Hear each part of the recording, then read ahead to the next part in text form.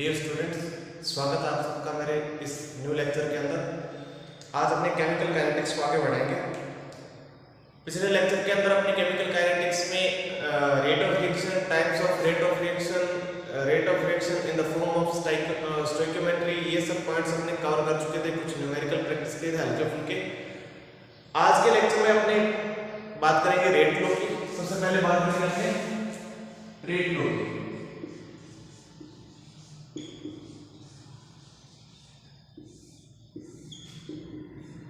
Chemical kinetics में rate law काफी relevant है, काफी इंपॉर्टेंट टॉपिक है रेट लॉ। ठीक है, चाहे आप बोर्ड एग्जाम के हिसाब से देख लें, चाहे नीट जेईई के हिसाब से देख लें, रेट लॉ काफी इंपॉर्टेंट है। रेट लॉ के बिना हम आगे नहीं बढ़ सकते। तो देखिए क्या होता है रेट लॉ। थोड़ा सा इसको डिफाइन करते हुए चलते हैं। The experimental expression of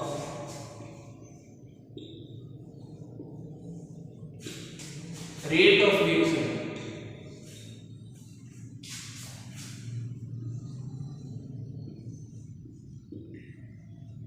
is called rate.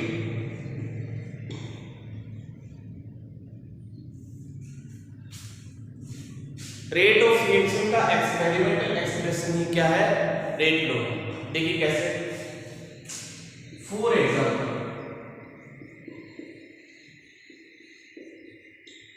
आपने एक सिंपल सी साधारण सी एक रिएक्शन ली, ये वाली। ओके, इस रिएक्शन के लिए आप रेट लॉ लिखेंगे तो रेट लॉ ये बोलता है कि जो रेट ऑफ रिएक्शन जो होती है, रेट ऑफ रिएक्शन जो होती है वो सीधे सीधे प्रोपोर्शनल होती है कंसंट्रेशन ऑफ रिएक्टेंट्स के। कंसंट्रेशन ऑफ रिएक्टेंट्स के ए और बी रिएक्टेंट्स है, जब भी कंसंट्रेशन के रेट ऑफ रिएक्शन सीधे सीधे प्रोपोर्शनल होगी। ठीक है, और इन पर पावर लगी होती है x और y। अब जब अपने ये प्रोपोर्शनल वाला साइन हटाते हैं, जब अपने प्रोपोर्शनल वाला साइन हटाते हैं तो यहां पर एक कांस्टेंट आ जाता है k। कांस्टेंट आ जाता है k। इस कांस्टेंट को अपने बोलते हैं रेट कांस्टेंट। इस कांस्टेंट को अपने बोलते हैं रेट कांस्टेंट, या फिर आप यूं बोल दीजिए specific rate of reaction. Rate constant या फिर specific rate of reaction. Specific rate of reaction. Okay, अब देखिए रेट को एक्सप्रेशन में जो ये रिएक्टेंट्स की कंसंट्रेशन पर जो पावर लगी होती है उनको अपने बोलते हैं ऑर्डर ऑफ रिएक्शन। x और y दोनों को अगर जोड़ दें तो ये आ जाता है n। इसको बोलते हैं overall order of reaction. Overall order of reaction. ठीक है, वैसे इसको अपने सेपरेट पढ़ेंगे ऑर्डर ऑफ रिएक्शन को, लेकिन आप इसको दोबारा से देखिए। हमने एक सिंपल सा रिएक्शन दिया, स्मॉल ए स्मॉल बी क्या है? स्टोइकियोमेट्रिक कोएफिशिएंट है। कैपिटल ए कैपिटल बी क्या है? रिएक्टेंट्स है। तो अपने रेट लॉ जब लिखते हैं तो रेट लॉ क्या होता है? Experimental expression of rate of reaction. Rate law ये बोलता है कि जो रेट ऑफ रिएक्शन जो होती है वो सीधे सीधे प्रोपोर्शनल होती है किसके? कंसंट्रेशन ऑफ रिएक्टेंट के। कंसंट्रेशन ऑफ रिएक्टेंट के। जब आपने प्रोपोर्शनल वाला साइन हटाते हैं तो नीचे एक कांस्टेंट आ जाता है। इस कांस्टेंट को अपने बोलते हैं रेट कांस्टेंट या फिर स्पेसिफिक रेट ऑफ रिएक्शन। अब इन पर जो पावर लगी है, रिएक्टेंट्स पर जो पावर लगी है, रिएक्टेंट की कंसंट्रेशन पर जो पावर लगी है, इसको बोलते हैं ऑर्डर ऑफ रिएक्शन। एक्चुअल में यही होती है एक्सपेरिमेंटल क्वांटिटी। इसी के कारण बोलते हैं रेट लॉ एक्सप्रेशन क्या है? एक्सपेरिमेंटल एक्सप्रेशन है। ठीक है, तो इसको नोट कीजिए आप, ये हमारा रेट लॉ हो गया।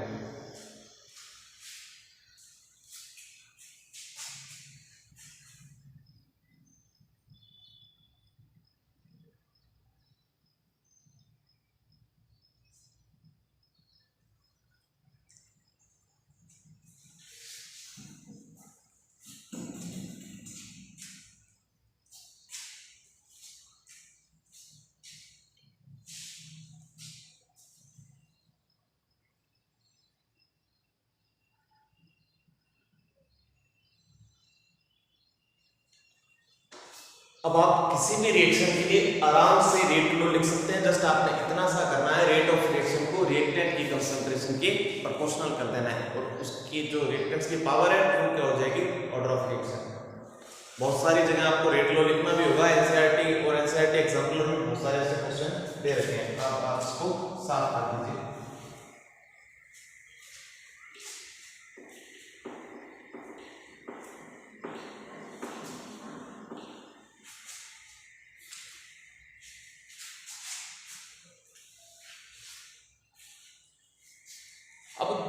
देखिए मैंने रेट लो तो यहां से हटा दिया, लेकिन आप याद कीजिए रेट लो एक्सप्रेशन में एक तो था रेट और एक थी रिएक्टेंट्स की कंसंट्रेशन, एक था ऑर्डर और एक था रेट कांस्टेंट। ठीक है, तो अपने को रेट कांस्टेंट का यूनिट निकालना है। अब अगला पॉइंट अपना क्या है, रेट कांस्टेंट का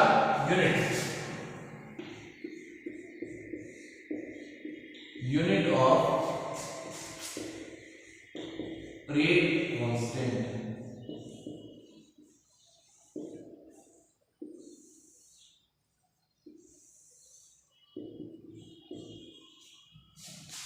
कैसे निकालेंगे अपने यूनिट, देखिए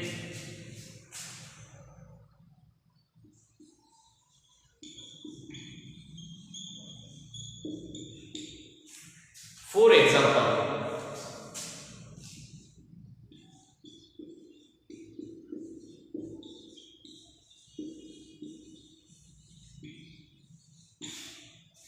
ए बी प्रोडक्ट, इसके लिए अपने अगर रेट लो एक्सप्रेशन लिखें तो रेट लो लिखा जाएगा कुछ ऐसे ऐसे।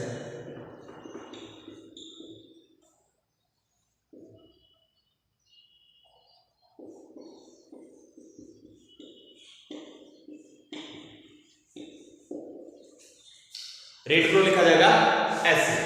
अब देखिए ये दोनों तो कंसंट्रेशन है, वो रेट है, उसका यूनिट हमें पता है पहले से, इसका यूनिट निकालना है ए का। तो इस सारे मटेरियल को आपको ले जाना होगा उधर, उधर किधर, रेट के नीचे, ए की पावर x और d की पावर y ए। ठीक है, अब देखिए रेट ऑफ रिएक्शन क्या होता है, कंसंट्रेशन अपॉन टाइम। ऐसे बोल सकते हैं change in concentration with respect to time, change in concentration with respect to time. तो अपने सिंपल सा लिख लेते हैं कंसंट्रेशन अपॉन टाइम, मतलब कंसंट्रेशन जब टाइम के साथ चेंज होती है उसी को बोलते हैं रेट ऑफ रिएक्शन। और ये दोनों में क्या है, कंसंट्रेशन है, ए और बी रिएक्टेंट्स की कंसंट्रेशन है।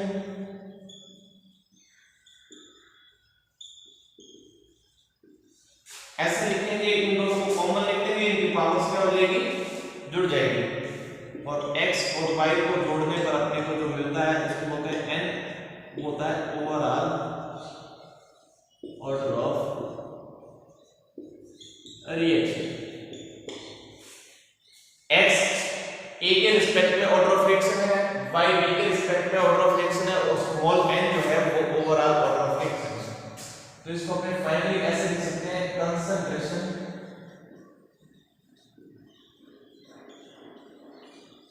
अपॉन टाइम, और ये आ गया कंसंट्रेशन का पावर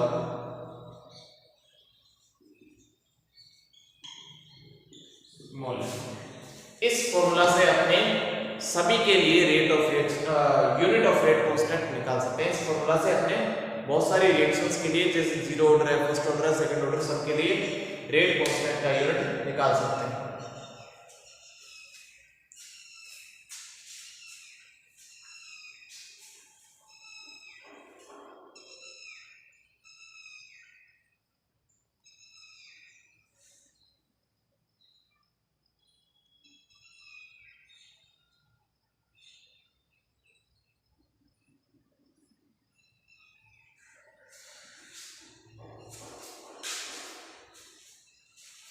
तो इस वीडियो को आप हल्का सा पॉज कीजिएगा और इसको नोट कीजिएगा।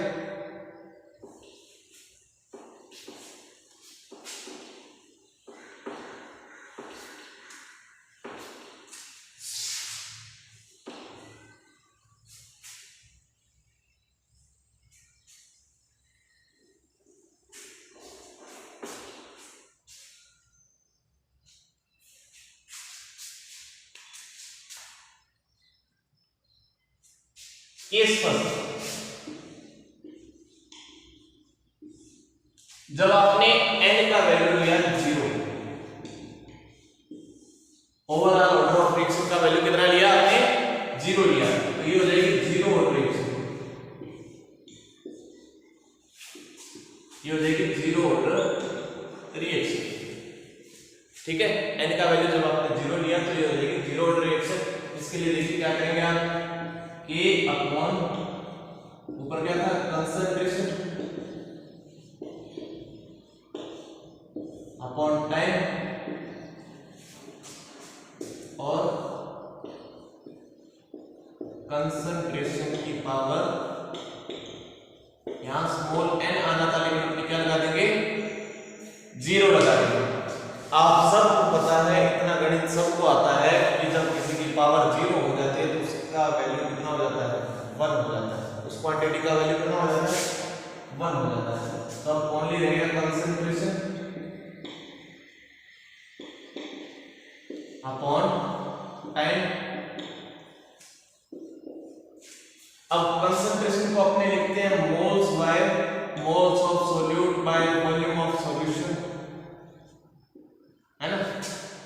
ऐसा सिस्टम के अंदर वॉल्यूम को अपने लेते हैं लीटर में और मोल्स को तो मोल से लिखते हैं, टाइम को लेते हैं सेकंड में।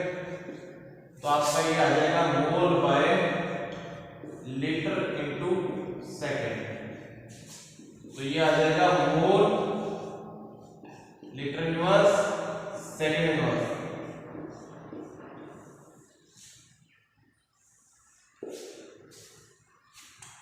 जीरो ऑर्डर रिएक्शन के लिए रेट कांस्टेंट का यूनिट आ गया आपके सामने mole litre inverse second inverse.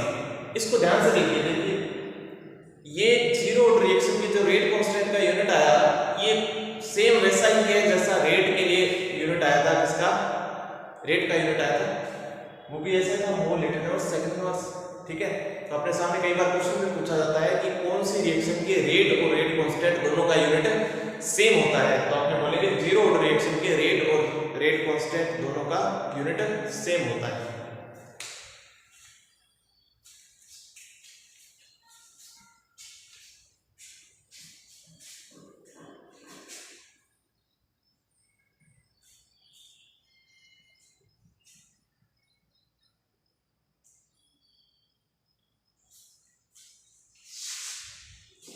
इसको नोट कर लीजिएगा वीडियो में पॉज करके। अपने नेक्स्ट आगे की तरफ बढ़ते हैं।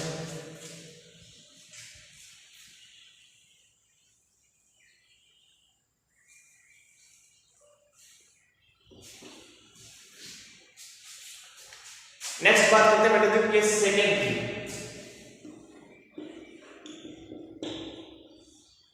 Case second, if small n का वैल्यू आपके पास क्या है 1, 0 तो ले लिया हमने, 0 के बाद क्या आता है 1। अब देखिए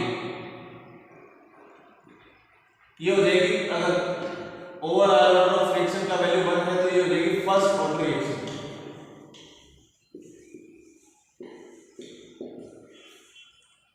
इसमें क्या होगा K concentration upon time, concentration की पावर, यहां n की जगह हमने क्या लगा देंगे 1, ऊपर भी पावर 1 नीचे भी पावर 1, दोनों क्या हो जाएगा आपस में कैंसिल हो जाएंगे, तो क्या बचेगा 1 अपॉन टाइम। तो टाइम को अपने ऐसे सिस्टम में किसमें लेते हैं सेकंड में, तो ये आ जाएगा सेकंड इनवर्स। ए का यूनिट क्या आ जाएगा सेकंड इनवर्स। ए का यूनिट क्या आ जाएगा सेकंड इनवर्स आ जाएगा।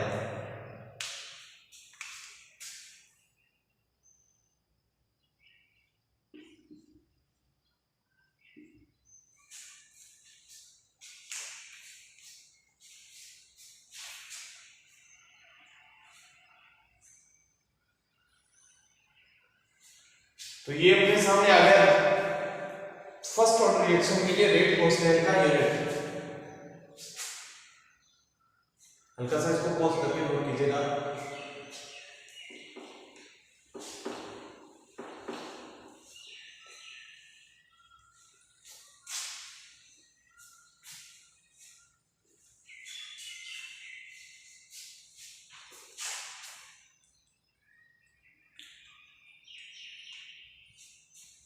अब देखिए नेक्स्ट बात करते हैं अपने केस थर्ड की।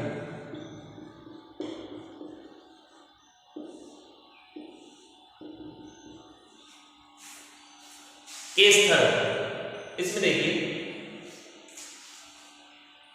If n is equal to 2, मतलब सेकेंड ऑर्डर रिएक्शन,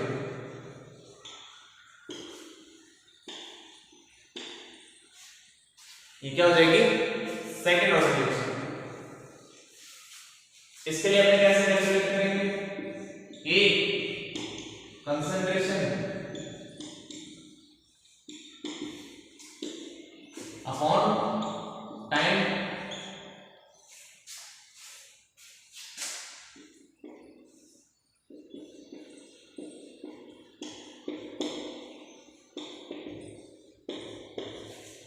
ऊपर पावर 1 है नीचे पावर 2 है तो ऊपर वाली पावर -1 बन जाती है, इतना आपको पता है। जब इसको ऊपर ले जाएंगे तो -2 में से +1 निकालेंगे तो -1 बचेगा।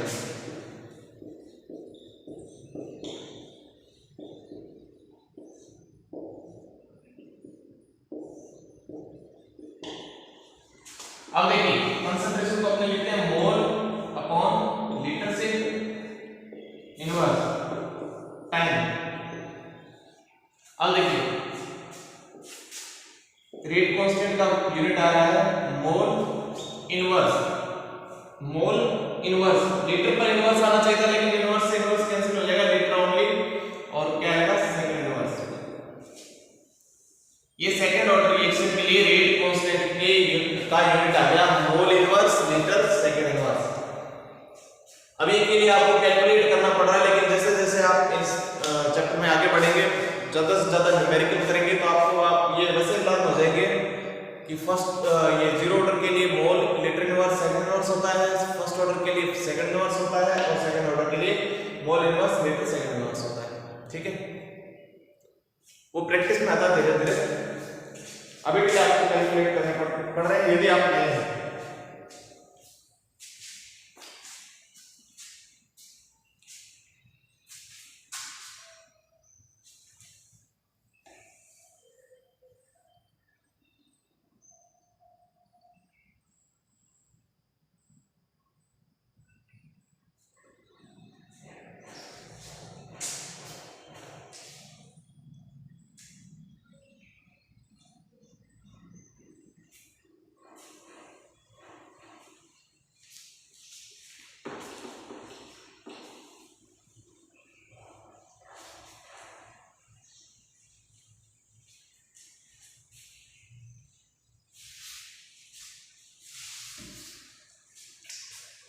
तो नेक्स्ट पे कभी हम बात करेंगे ऑर्डर ऑफ रिएक्शन।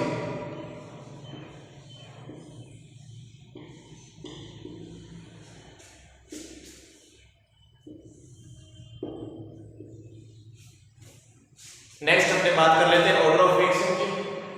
देखिए क्या होती है ऑर्डर ऑफ रिएक्शन, थोड़ा सा इसको बता दूं मैं आपको, पहले बता चुका हूं अभी। रेट लो एक्सप्रेशन में जो रिएक्टेंट्स की कंसंट्रेशन पर जो पावर लगी होती है उसी को क्या बोलते हैं ऑर्डर ऑफ रिएक्शन। देखिए इसको थोड़ा सा डिफाइन करके लिखते हैं हमने, the sum powers of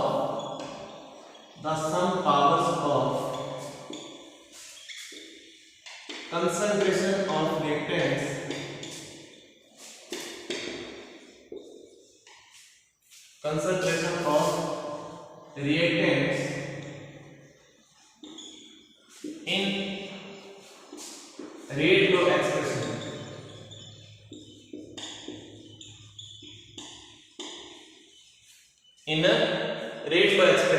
is known as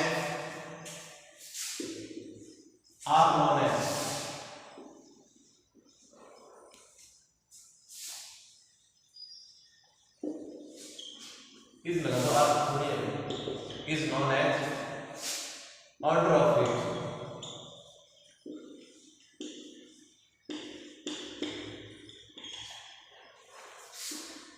एक बात मैंने आपको और बताई थी, order of reaction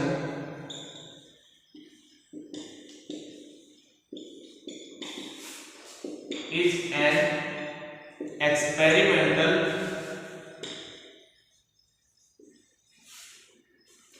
quantity. Order of reaction experiment से आता है, ठीक है। एक और बात नोट कर लीजिए, ऑर्डर ऑफ रिएक्शन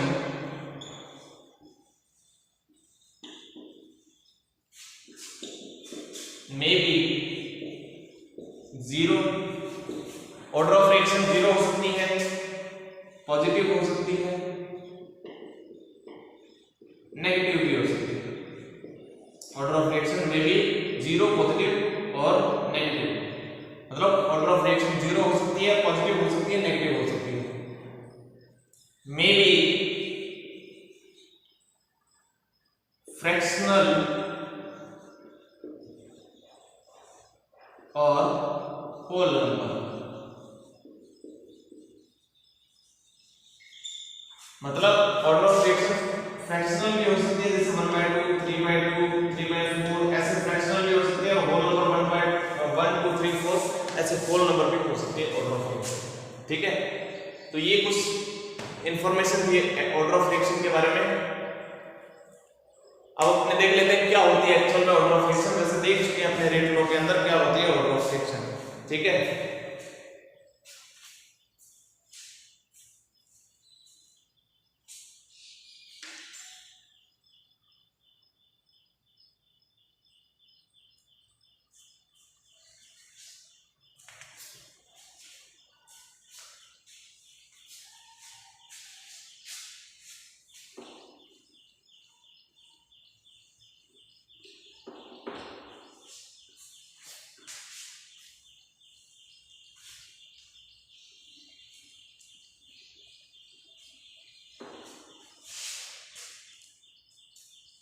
अब देखिएगा फॉर एग्जाम्पल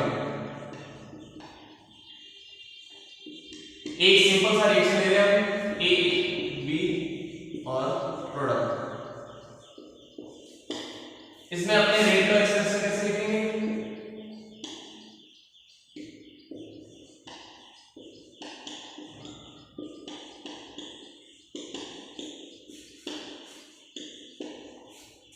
इसमें हियर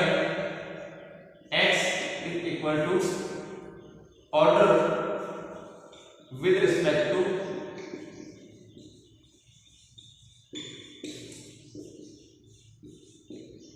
x order है with respect to a, y order with respect to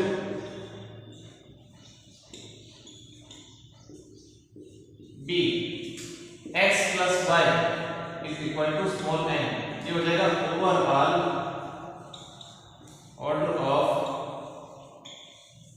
reaction, overall order of reaction, ये कुछ ऐसे है, ठीक है।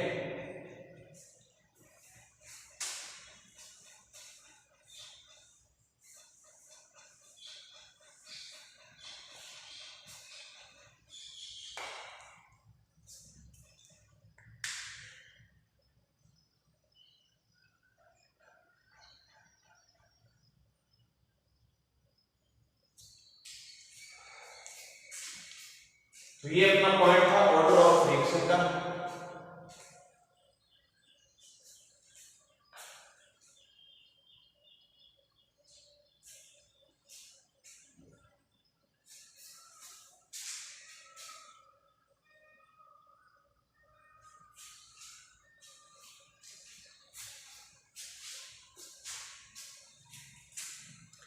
चलिए नेक्स्ट आगे देखते हैं।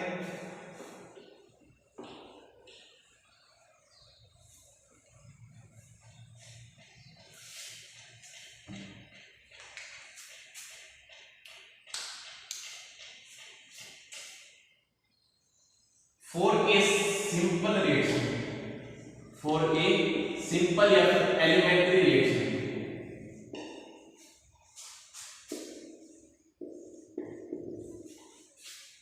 अब देखिए अपने सिंपल या फिर एलिमेंट्री रिएक्शन कौन सी होती है जो सिंगल स्टेप में कंप्लीट हो जाती है। अब आपको कैसे पता लगेगा कोई रिएक्शन सिंगल स्टेप में कंप्लीट हो रही है, मल्टी स्टेप में कंप्लीट हो रही है? हम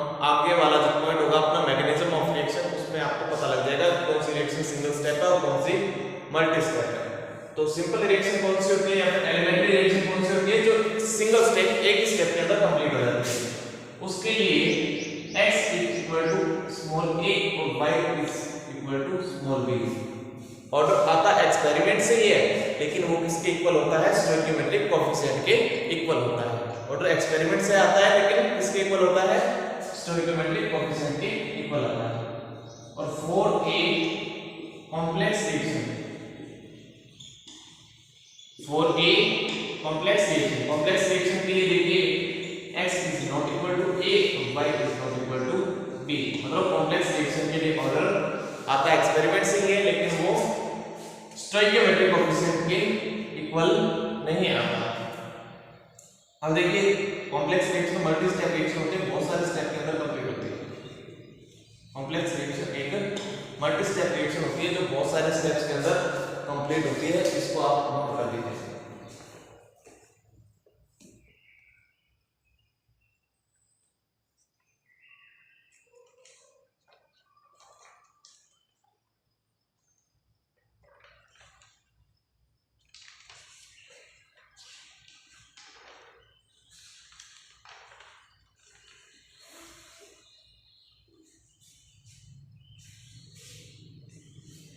अब देखिए एक दो क्वेश्चन देख लेते हैं जो एनसीईआरटी के अंदर दे रखे हैं।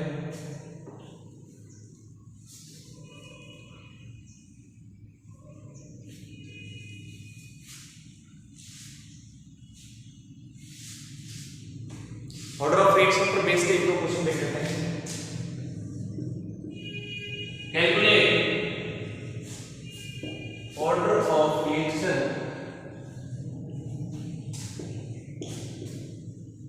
for following rate law expressions। नीचे आपको कुछ रेट लो एक्सप्रेशंस दिए हुए हैं, उनको देखकर आपने overall order of reaction calculate करना है। ऊपर आप ऑर्डर ऑफ रिएक्शन या फिर ओवरऑल ऑर्डर ऑफ रिएक्शन लिख सकते हैं, ठीक है। तो अपने को दे रखा है रेट ए और बी। ए का पावर है 1/2 और बी का पावर है 3/2। तो अपने को overall order of reaction calculate करना है। तो देखिए कैसे करेंगे। स्मॉल n, मैंने कहा था यहाँ पर पहले x और y लगा होता था, अपने उसको ऐड कर देते थे। तो हाफ और 3/2 को अपने क्या कर देंगे? ऐड कर देंगे, जोड़ देंगे। कितना आ जाएगा? 1/3। ये कितना आ जाएगा? 4/2। रिएक्शन कौन सी होगी? Second order. इसका ऑर्डर क्या आ जाएगा? 2 आ जाएगा। रेट आर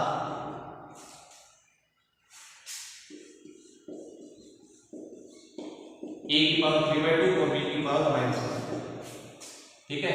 तो इसके लिए हमने कैसे करेंगे? स्मॉल n 3/2 प्लस आना चाहिए था, लेकिन यहाँ पर माइनस है तो -1। तो 3/2 -1/2 ये कितना आ जाएगा? 1/2 या फिर 1.5 0.5। ये कितना आ जाएगा? 1/2 या फिर 0.5। तो ये अपने दो क्वेश्चन थे किस पर? ऑर्डर ऑफ रिएक्शन पर। बेसिक काफी इजी थे और बोर्ड एग्जाम वगैरह में पूछ ले जाते हैं, कई बार तो नीट में भी पूछ ले जाते हैं। ठीक है, बहुत ही आसान क्वेश्चन होते हैं। जस्ट आपने जो रिएक्टेंट्स की पावर है उनको ऐड करना है और आपका आंसर आ जाता है। क्या होता है? Overall order of reaction.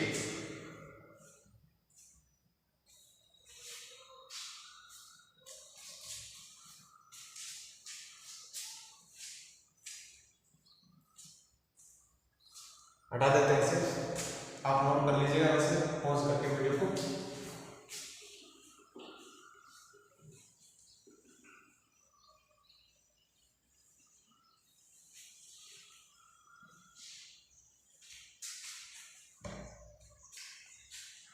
अब देखिए अपना नेक्स्ट जो पॉइंट आता है वो आता है फैक्टर्स जो रेट ऑफ रिएक्शन को अफेक्ट करते हैं। मैंने आपको जब केमिकल काइनेटिक्स की शुरुआत की थी तो पहला अपना पॉइंट, पहली लाइन यही थी, पहला हमने जो पॉइंट लिखा था केमिकल काइनेटिक्स के अंदर कि अपने केमिकल काइनेटिक्स में एक तो पढ़ेंगे रेट ऑफ रिएक्शन को, एक पढ़ेंगे मैकेनिज्म ऑफ रिएक्शन को, और एक पढ़ेंगे फैक्टर्स जो रेट ऑफ रिएक्शन को अफेक्ट करते हैं।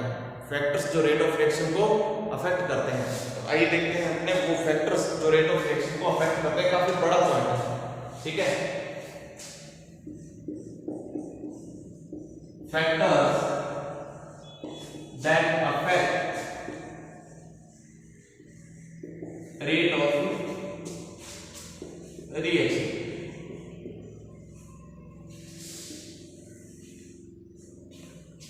पहला आ जाएगा nature of catalyst, nature of reactant, nature of reactant.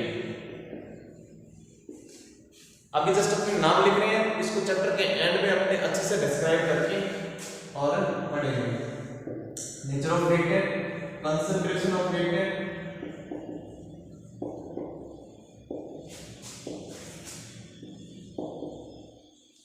या फिर इनडायरेक्टली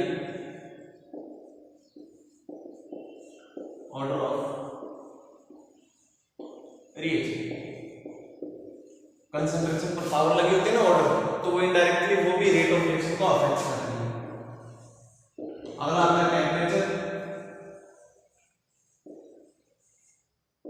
प्रेशर।